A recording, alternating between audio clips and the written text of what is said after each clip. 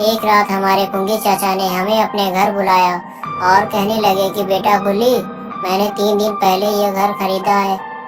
मुझे ये घर बहुत सस्ता मिल गया था, इसलिए मैंने ये घर खरीद लिया। मैंने सोचा था कि पुराना वाला घर मैं अपने बच्चों को दे दूंगा, ये घर मैं अपने लिए रख लूंगा, लेकिन मैं इसे अब बेचना चाहता हूँ। कोई इसे खरीदने को तैयार नहीं है। मैंने कहा चाचा, लेकिन आप इसे बेचना क्यों चाहते हैं?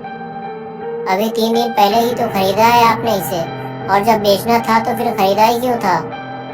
तब पुंगी चाचा ने बताया कि इस घर के मालिक ने मुझसे सच्चाई छुपाकर इस घर को बेचा है। उसने मुझसे कहा था कि वो इस घर को बेचकर शहर में अपने बच्चों के साथ रहना चाहता है, इसलिए वो इसे बेच रहा है, और उसे पैसों की भी बहुत ज़रूरत है, इसलिए वो बहुत कम कीमत पे मुझे ये मकान दे रहा है। लेकिन उसने मुझसे ये नहीं बताया था कि इस घर में पैरानॉर्मल एक्टिविटी होती है।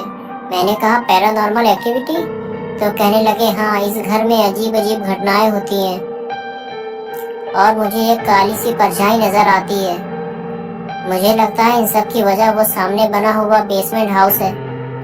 वो बहुत सालों से बंद पड़ा हुआ है। कहते हैं कि उस घर का मालिक अच्छा आदमी नहीं था, वो कुछ गलत तरह के धंधे करता था और सारा पैसा बेसमेंट में छुपा कर रखता था।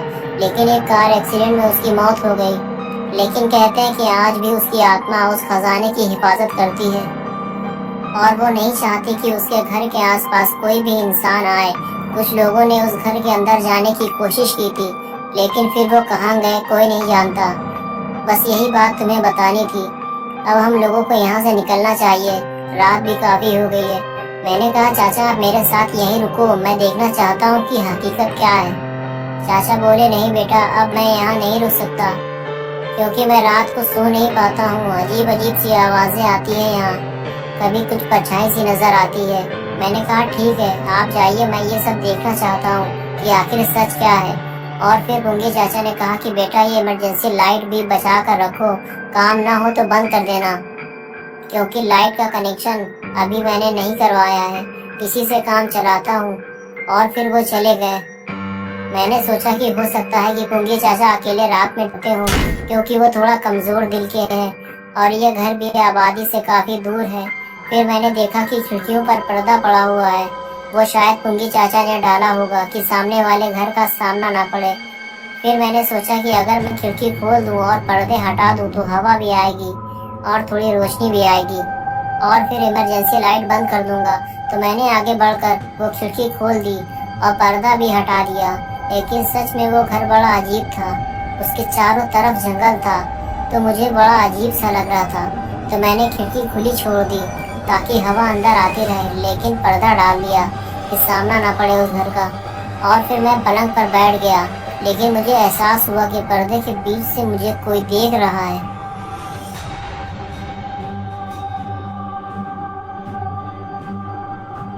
मैं उसे देखने के लिए उठा और धीरे धीरे आगे बढ़ने लगा, और फिर मैंने पर्दा हटाया तो वहाँ कोई नहीं था। फिर मैंने पर्दा हटा रहने दिया कि अगर दोबारा कोई आए तो मैं उसे साफ देख सकूं। और फिर मैं अपने पलंग पर आकर बैठ गया। थोड़ी ही देर गुजरी थी कि फिर खिड़की पर कोई खड़ा नजर आया, लेकिन अब की बार वो मुझे साफ नजर आ रहा था। लेकिन उसका चेहरा नहीं था, वो एक काली परछाई थी, जैसा कि पुंगी चाचा ने मुझे बताया था। ये देखकर मुझ पर एक खौफ तारी होने लगा। मैंने सोचा कि मुझे भी पुंगी चाचा के साथ चले जाना चाहिए था। फिर मैंने अपना चेहरा नीचे कर लिया ताकि वो साया मुझे नजर ना आए। और फिर थोड़ी देर बाद जब मैंने सामने देखा तो वहाँ कोई नहीं था। मैंने इमरजेंसी लाइट बंद कर दी और उसी पलंग पर लेट गया।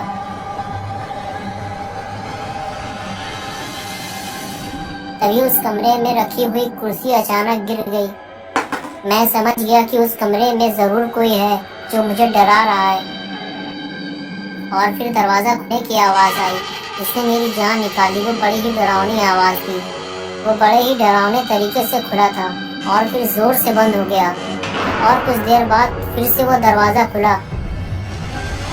तभी मैंने लाइट जला दी। फिर मैंने उस गिरी हुई कुर्सी को सीधा कर दिया और दोनों कुर्सी अपने पलंग के पास लाकर रख ली। और तभी दरवाजा जोर से बंद हो गया।